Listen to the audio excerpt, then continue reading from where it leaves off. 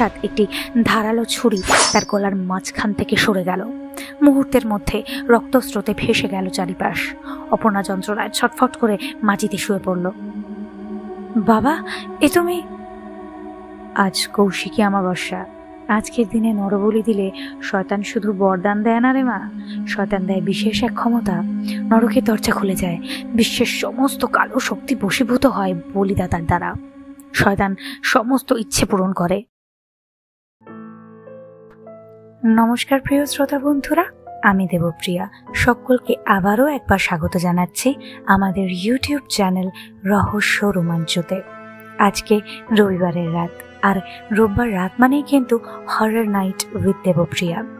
আজকে যে কাহিনীটা আমি তোমাদেরকে পড়ে শোনাতে চলেছি সেটা খুবই মর্মান্তিক লেগেছে আমার। সেটা তোমরাও শুনলে আশা করি এটাই ফিল করবে। তবে শুরু করার আগে বলে রাখি যে কোনো রকম কোনো কুসংস্কার অথবা অন্ধবিশ্বাসকে আমরা প্রশ্রয় দিই না। তোমাদের এন্টারটেইন করাটাই আমাদের এই চ্যানেলের প্রাথমিক এবং প্রধান উদ্দেশ্য। সেটা করতে পারলেই আমরা খুশি। বিশ্বাস করা বা না করা সম্পূর্ণটাই তোমাদের ব্যক্তিগত।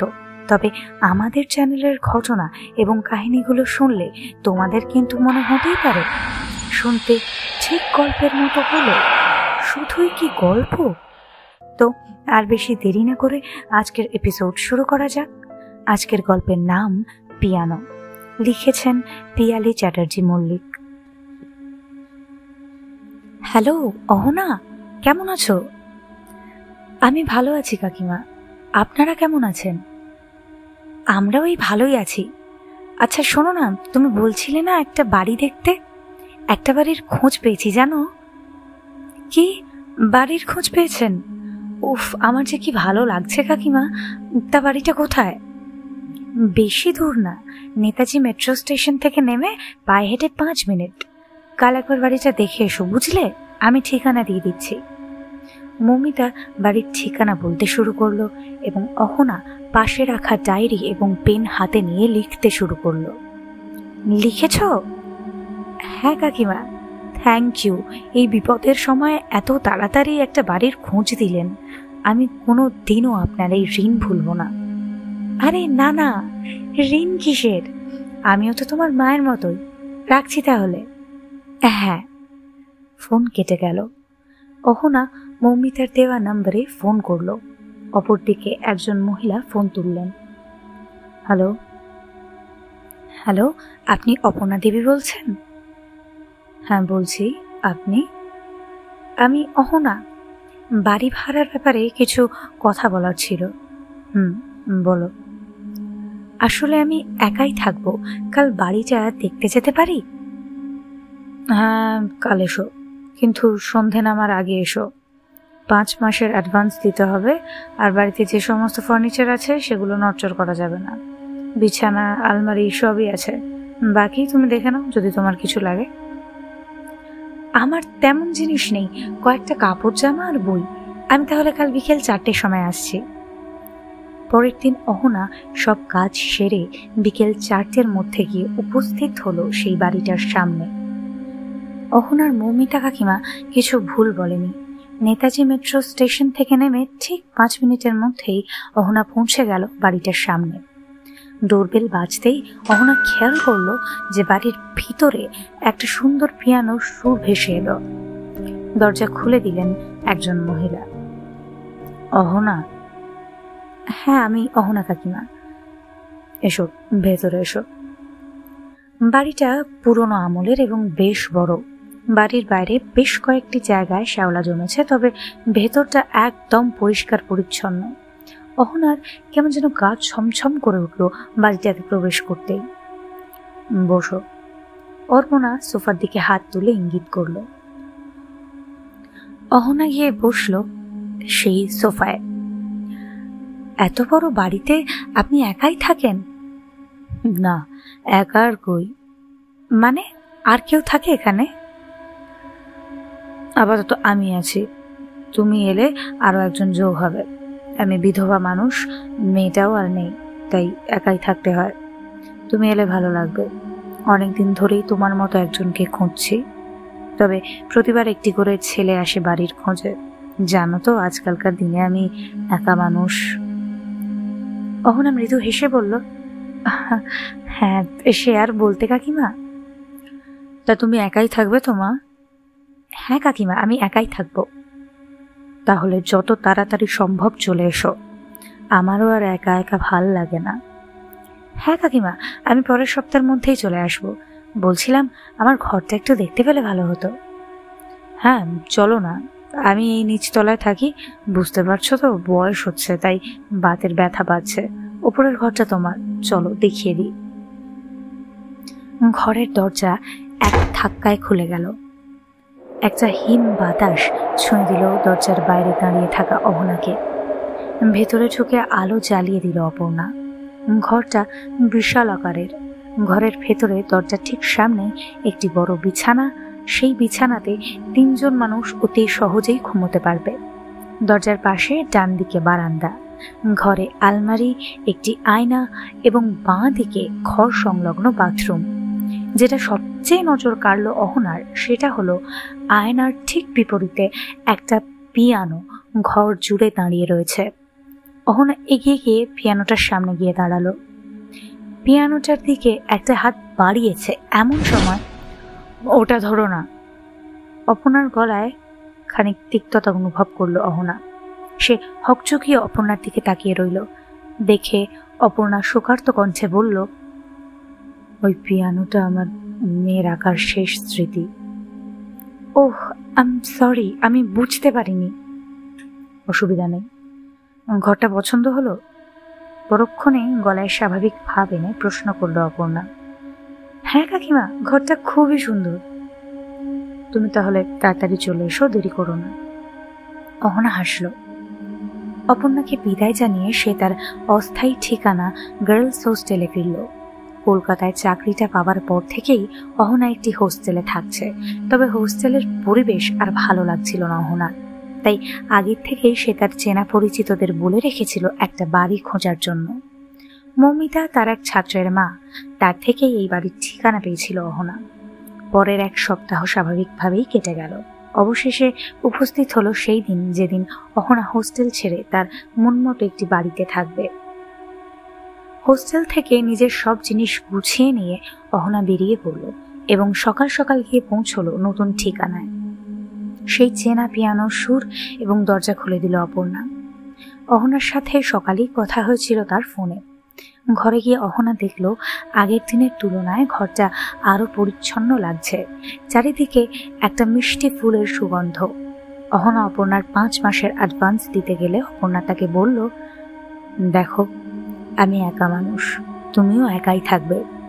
আমি যা রান্না করি তাতে 2টো মানুষের চলে যাবে, তুমি না হয় এখানেই খেও। অহনা না বলতে পারেনি। অপর্ণার কাছেই 2টি বেলা খেতে লাগলো সে। সবকিছু ঠিকই চলছিল, তবে অহনার শরীরটা কেমন খারাপ ঠেকছিল বেশ কয়েকদিন ধরে। রাতে ঘুমটাও ঠিক মতো হচ্ছে না। মাঝরাতে মনে হয় কেউ তাকে ঘুম থেকে ডেকে দেয়। অহনা স্পষ্ট বুঝতে পারে কেউ তার নাম ধরে ডাকছে, তবে চোখ খুলতেই এক নিস্তব্ধ অন্ধকার গ্রাস করে তাকে। অহনাই কয়েকদিন খেয়াল করেছে অপর্ণার বেশ একটি কৌতুকপূর্ণ বোধ রয়েছে। প্রথম দিন যেমন খানিক গম্ভীর ভাব ছিল মুখে, তেমনটা এখন আর নেই। অপর্ণার হাতের রান্নার প্রশংসা ইতিমধ্যেই বহুবার করেছে সে।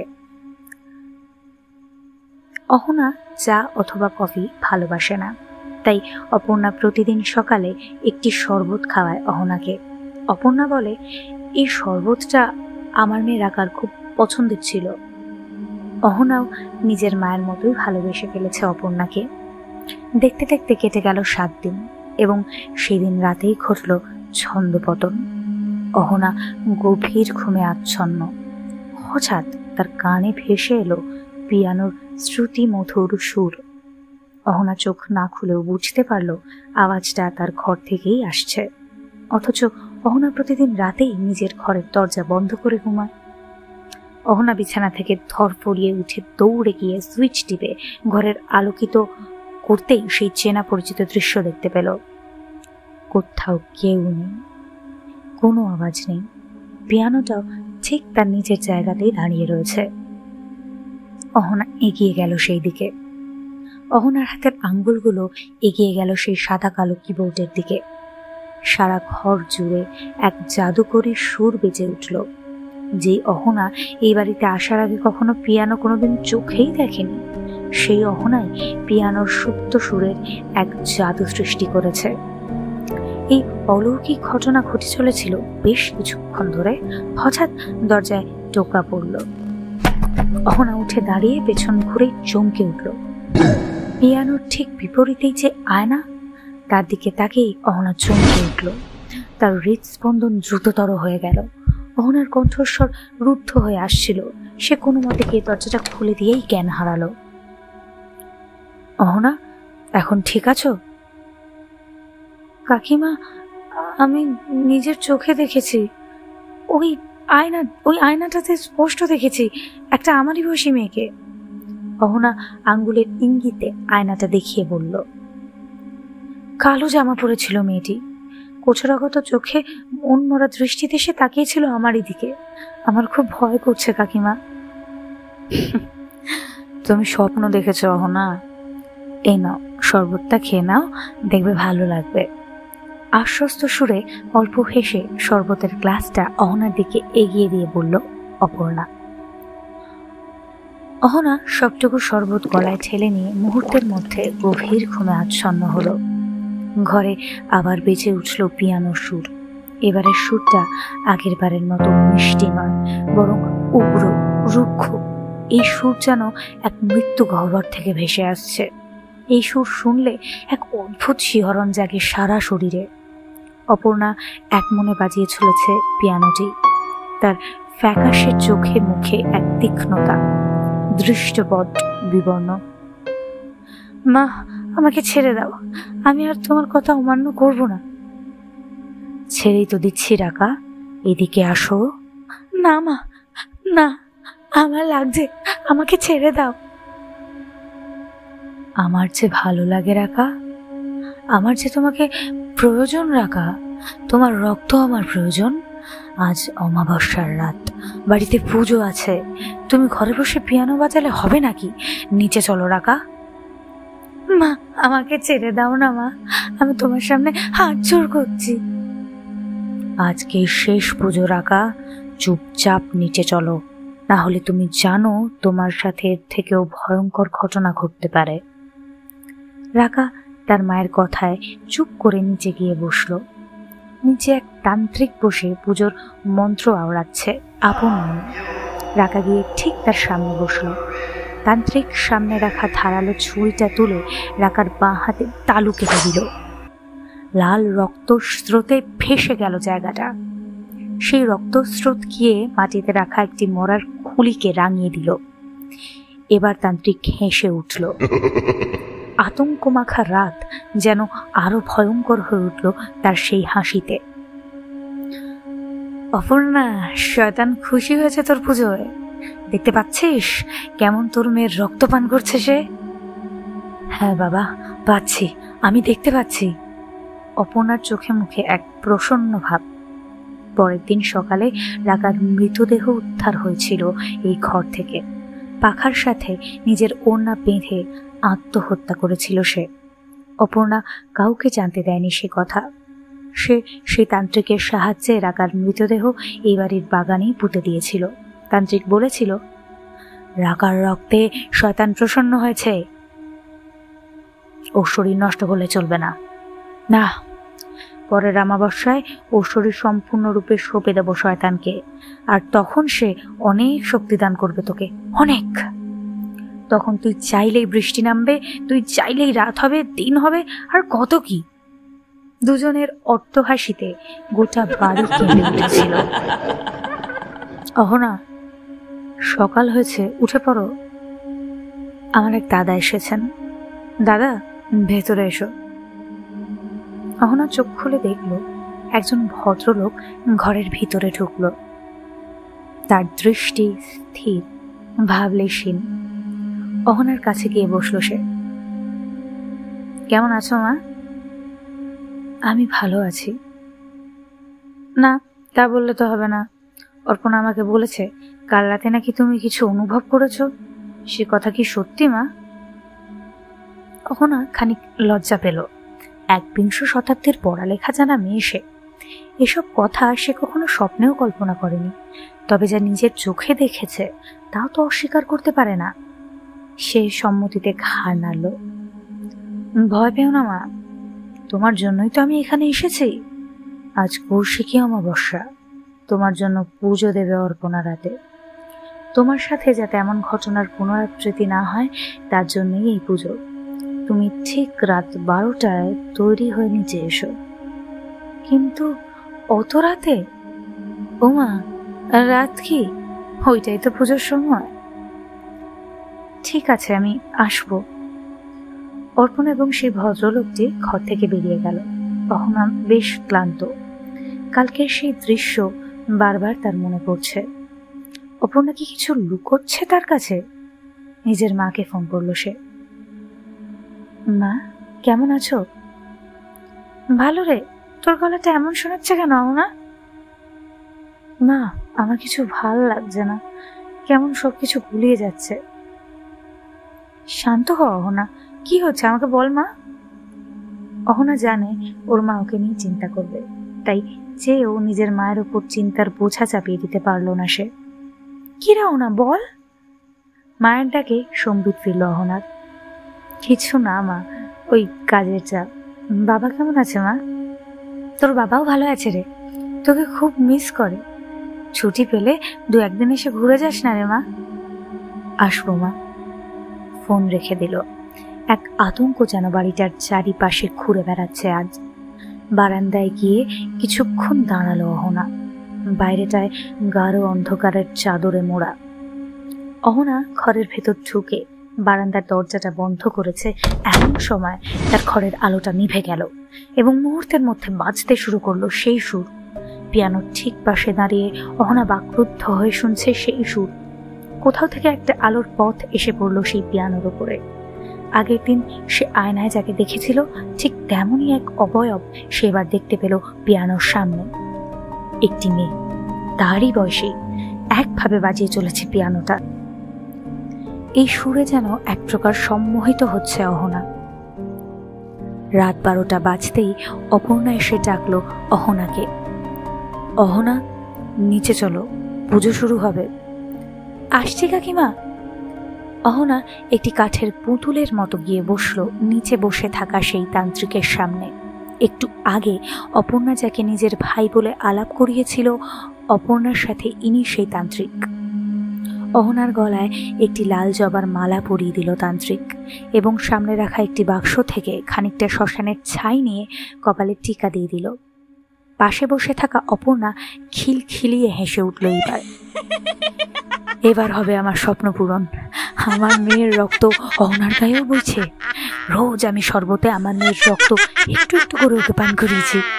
আমার মেয়ের দেহ আর বেশি দিন থাকবে না, তবে অহনা আমার মেয়ের বাকি রেখে যাওয়া কাজটা করে যাবে।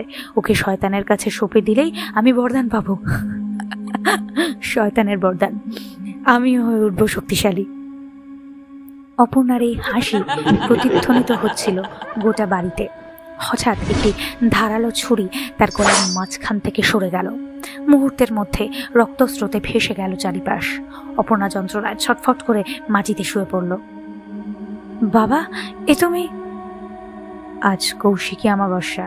আজকের দিনে নরবলি দিলে শয়তান শুধু বরদান দেয় না রে মা, শয়তান দেয় বিশেষ এক ক্ষমতা।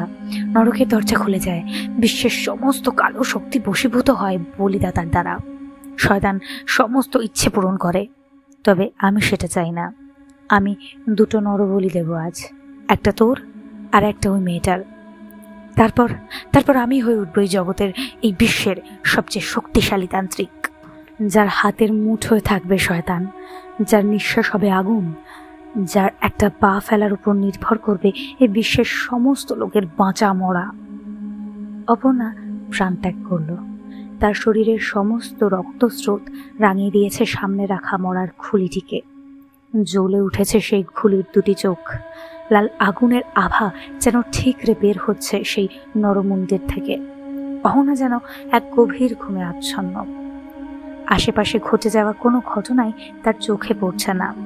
তার চোখ স্থির হয়ে আছে সেই অগ্নিকুণ্ডের দিকে। তান্ত্রিক গিয়ে বসলো অহনার সামনে। শুরু হলো তার মন্ত্রপাঠ। চোখ বন্ধ করে একটাই মন্ত্র বারংবার আওড়াচ্ছে সে। ঘরের পরিবেশ ধীরে ধীরে বদলে যেতে লাগলো। পচা গন্ধে ভরে উঠল গোটা ঘরটা। নিষ্প্রাণ মরার খুলিটিতে প্রাণ ভরে উঠেছিল আস্তে আস্তে। এমন সময় সমস্ত বিভীষিকা ভেদ করে বেজে উঠল এক মধুর পিয়ানোর সুর। উপরের ঘর থেকে ভেসে আসা সেই সুর সমস্ত বাড়ির কোনায় কোনায় ছড়িয়ে যাওয়ার সাথে সাথেই অহনার ঘরটা কেটে যাচ্ছে ধীরে ধীরে। সেই ঘরটা কাটতেই অহনা যে এতক্ষণ একটি কাঠের পুতুলের মতো চুপটি করে বসেছিল, সে এখন উঠে দাঁড়িয়েছে। চোখ বন্ধ অবস্থাতেই একটির পর একটি সিঁড়িকে উপেক্ষা করে ওপরের ঘরের দিকে চলেছে সে। ঘরে প্রবেশ করা মাত্রই একটি শিহরণ খেলে গেল তার গায়ে। চোখ খুলতেই এক অজানা দৃশ্য ভেসে উঠল তার সামনে। ঘরের পিয়ানোর আওয়াজ এবার বন্ধ হয়েছে। ঘর থেকে একটি মেয়ের কান্নার আওয়াজ ভেসে আসছে এবার। সেই কান্নায় অসহায়তা মিশে আছে। অহনা তাকিয়ে দেখছে তার ঠিক সামনে বিছানার উপর একটি মেয়ে বসে বসে কাঁদছে। অহনা এগিয়ে গিয়ে তার দিকে তাকে ডাকলো, তুমি কে? কাঁদছো কেন? মেয়েটি এবার মুখ তুলল অহনার দিকে। কি নিষ্পাপ মুখ তার, চোখ দুটো জলে ভরা। একটি কালো রঙের পোশাক পরে রয়েছে সে। অহনা লক্ষ্য করলো তার বাঁ হাতের তালু থেকে রক্ত পড়ছে। অহনা ছুটে গিয়ে নিজের ফার্স্ট এড বক্স খুলে তুলো এবং ওষুধ আনতে গেল। ওষুধ নিয়ে ফিরে অহনা যা দেখলো তাতে তার সারা শরীর কেঁপে উঠল। অহনা দেখল সেই মেয়েটি নিজের ওড়নার সাথে হাওয়ায় পাখার সাথে ঝুলছে। তার দেহে প্রাণের লেশ মাত্র নেই। মাত্র 15 সেকেন্ডের তফাতে ঘটে যাওয়া এই ঘটনায় আতঙ্কে অহনার চোখ বিস্ফোরিত হয়ে উঠল। ঘর থেকে বেরোতে চেয়েও দরজার দিকে তাকিয়ে সে দেখল ঘরের দরজা বন্ধ। এরপর যেটা হলো সেটার জন্য একেবারেই প্রস্তুত ছিল না অহনা। ঘরের দরজা ভেঙে ঢুকে আসলো তার চেনা দুটি মুখের মানুষ। একজন তার অপর্ণা কাকিমা, অপরজন সেই ব্যক্তি যার সাথে কয়েক ঘন্টা আগে তার অপর্ণা কাকিমা অহনার পরিচয় করিয়েছে নিজের ভাই বলে। কিন্তু এ কি রূপ তার! মুখে কালো রঙের লম্বা দাড়ি, চোখ দুটো কুটিলতাতে ভরা, ঠোঁটের কোণে শয়তানের হাসি, পরনে রক্তবসন, মাথায় এক গোছা চুল ঝুটি করে বাঁধা। কয়েক ঘন্টার মধ্যে একটি লোক এমন আপাতমস্তক বদলে গেল কিভাবে? অহনা ভয় শিউরে উঠল। রাকা, রাকাই তুই কি করলি? অপর্ণা রাকার ঝুলন্ত দেহ দেখে কান্নায় ভেঙে পড়ল। সেই কান্নার পর্ব চলল 3 থেকে 4 মিনিট। তবে তারপর, বাবা, আমাদের এতদিনের সাধনা সব ব্যর্থ, সমস্ত কিছু ব্যর্থ হয়ে গেল। পাশে দাঁড়িয়ে থাকা ভদ্রলোকটি ঘাড় নাড়ল। কিচ্ছু ব্যর্থ হয়নি, দেখলি না শয়তানোর রক্তে প্রসন্ন হয়েছে। ওর ওই রক্ত যদি এক ফোঁটা অন্য কোনো মেয়ের শরীরে প্রবেশ করানো যায়, তবে তার রক্তের স্বাদও গ্রহণ করবেন শয়তান। ওর দেহটাকে নষ্ট করা যাবে না, ওকে এখানেই, এই বাড়িতেই রাখতে হবে। কিন্তু বাবা, এখানে?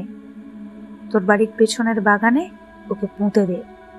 এরপর একটি মেয়েকে ওর রক্ত বেশ কয়েকবার পান করালেই সে তোর মেয়ের অসম্পূর্ণ কাজ সম্পূর্ণ করতে সাহায্য করবে। তবে যেন মনে থাকে, পরের অমাবস্যার মধ্যেই তোকে এই কাজ করতে হবে। এরপর ওরা দুজনে রাকার দেহ নামিয়ে পুঁতে দেয় বাড়ির পেছনের বাগানে। অহনা সবটাই দেখছে, যেন কেউ ওকে সব দেখাচ্ছে। সব এক মুহূর্তে অন্ধকার হয়ে আবার আলোকিত হয়ে উঠল। এবারের দৃশ্যটা আলাদা। রান্নাঘরে অপর্ণা অহনার জন্য শরবত বানাচ্ছে। পাশে রাখা রাকার একটি কাটা হাত থেকে 2-1 ফোঁটা করে রক্ত মিশে যাচ্ছে সেই গ্লাসে। এরপর রান্নাঘর থেকে বেরিয়ে অপর্ণা সোজা অহনার কাছে চলে গেল। অহনার কাছে গিয়ে এগিয়ে দিল সেই গ্লাস।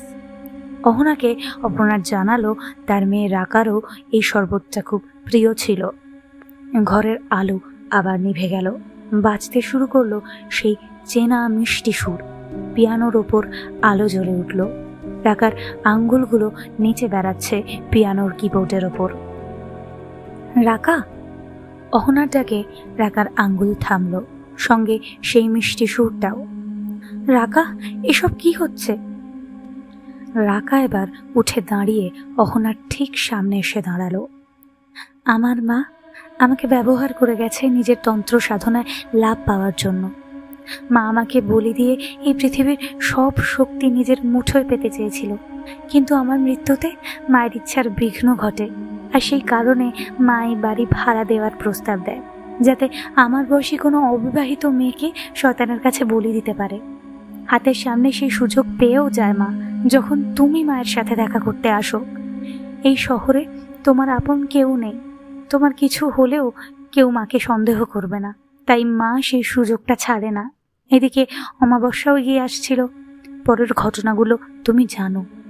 তোমাকে রোজ একটু একটু করে আমার রক্ত পান করিয়েছে, যাতে শয়তান তোমার বলিতে প্রসন্ন হয়ে মাকে বরদান দেয়।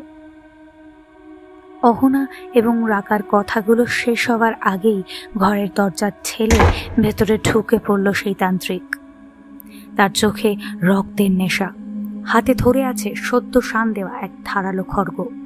অহনাকে দেখে সে অহনার দিকে এগোতে যাবে, এমন সময় একটি ধারালো অস্ত্র ঢুকে গেল তার গলা ভেদ করে। মাটিতে লুটিয়ে পড়ল সে। মুহূর্তের মধ্যে শান্ত হয়ে গেল তার নিষ্প্রাণ দেহ। অহনা তাকিয়ে দেখল রাকা দূরে দাঁড়িয়ে হাসছে। রাকার হাসিতে প্রাণ ফিরে পেয়েছে ঘরের সমস্ত আসবাবপত্র। জ্বলে উঠেছে ঘরের সমস্ত আলো। দূর থেকে ভেসে আসছে সেই চেনা পরিচিত পিয়ানোর সুর। ভালো থেকো অহনা, যে জীবনটা বাকি থেকে গিয়েছিল সেটা আমি তোমার মধ্যে দিয়ে বাঁচব। রাকার অবয়ব হাওয়ার সাথে মিলিত হয়ে গেল। বাইরের অমানিসার অমানবিকতা শেষ হয়ে গিয়েছে। ডেকে উঠেছে পাখিদের গুঞ্জন। অহনা ফিরে চলল সেই হস্টেলের দিকে। বাড়িটা ওভাবেই পড়ে রয়েছে, তবে ফিরে আসার আগে অহনা সেই তান্ত্রিক এবং অপর্ণার পূজিত মরার খুলিটাকে জ্বলন্ত অগ্নিকুণ্ডে ফেলে দিয়ে এসেছে। মরার খুলিতে প্রাণ ফিরে আসা মাত্র শয়তানের আবির্ভাব ঘটত। পুজো মাঝপথে থেমে যাওয়ায় শয়তান ক্ষুব্ধ হয় এবং অহনা সেই মরার খুলিটিকে অগ্নিকুণ্ডে ফেলা মাত্র অর্পণা এবং সেই তান্ত্রিকের মৃতদেহকেও অগ্নিগ্রাস করেছিল। পুরে ছাই হয়ে গিয়েছিল নিষ্প্রাণ দুটি দেহ। তো এই তো ছিল আজকের এপিসোড। কেমন লাগলো তোমাদের? কমেন্ট করে জানাতে ভুলো না। আর যদি তোমাদেরও থেকে থাকে এরকমই কোনো অলৌকিক অভিজ্ঞতা, বা তোমাদের সাথেও ঘটে থাকে এরকমই কোনো ভৌতিক বা সুপারন্যাচারাল ঘটনা, অথবা যদি তোমাদেরও এরকম কোনো ঘটনা জানা থাকে, তাহলে সেই ঘটনা লিখে পাঠাতে পারো আমাদেরকে আমাদের মেল আইডি romanchorahasyo@gmail.com-এ। আমি নিজের গলায় সেন্ডারের নাম সহ তা পড়ে শোনাবো আমাদের রহস্য রোমাঞ্চ পরিবারের সকলকে। তবে সেন্ডারের আপত্তি থাকলে নাম গোপন করেই পড়ে শোনানো হবে সেই ঘটনা। আর যদি কেউ কল রেকর্ডিংয়ে ঘটনা শেয়ার করতে ইচ্ছুক থেকে থাকো, সেক্ষেত্রেও আমাদেরকে মেলেতে জানাতে পারো। তারপর আমরাই কন্ট্যাক্ট করে নেব তোমাদের সাথে। আর আজকের এপিসোডটা ভালো লাগলে ভিডিওটাতে একটা লাইক করতে ভুলো না, আর ভিডিওটা শেয়ার করে দিও নিজেদের বন্ধু বান্ধব ও আত্মীয় পরিজনদের মাঝে। এবং এরকমই আরো দুর্ধর্ষ ভয়ের নতুন নতুন এপিসোড শুনতে আমাদের চ্যানেলটাকে সাবস্ক্রাইব করো এবং পাশে থাকা বেল আইকনটিও প্রেস করতে ভুলো না আমাদের চ্যানেলে ভিডিও আসা মাত্রই তার নোটিফিকেশন পেতে। তো আজ এই পর্যন্তই, আবার হাজির হব তোমাদের মাঝে আরো একটা অলৌকিক অদ্ভুত এপিসোড নিয়ে। ততক্ষণ পর্যন্ত সবাই খুব ভালো থেকো, সুস্থ থেকো। শুভরাত্রি।